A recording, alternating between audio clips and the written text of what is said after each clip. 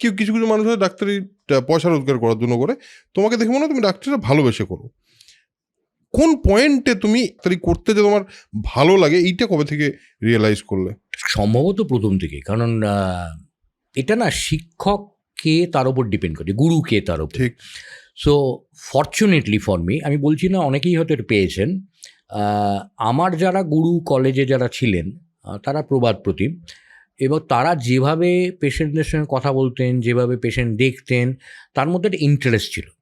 So মানে প্রথম একজন ছিলেন, তারপরে আমি যখন কাজ করতে শুরু করলাম তখন একজন, তারপরে তিনি বললেন যে তুই এবার নিজে ইন্ডিপেন্ডেন্টলি স্বাধীনভাবে প্র্যাকটিস কর, আমি তোর পেছনে আছি, একটা সাপোর্ট সিস্টেম।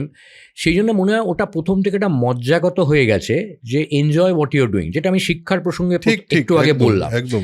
এবার সেখানেও যে শিক্ষাটা আমরা এখনও মনে থাকে, এবং এখন যেটা মেডিকেল ছাত্রদের মাঝে মাঝে ইনফর্মালি ক্যাফে কফিটিতে ডেকে পড়ানোর ছল করে কফি খাওয়াই, কফি খাওয়ার ছল করে পড়াই, সেখানে একটা গল্প বলি। উনি, যিনি আমার লাস্ট গুরু ছিলেন, এখনও জীবিত আছেন, আউটডোর প্র্যাকটিস করেন সাউদার্ন পার্কে। তো উনি একদিন ধরুন আউটডোরে এসে বললেন যে কালকে রাতে একটা ঘটনা ঘটেছে। তো ওনার একটা স্বভাব ছিল রাত্রিবেলা খাওয়ার পরে উনি হাঁটতে বেরোতেন।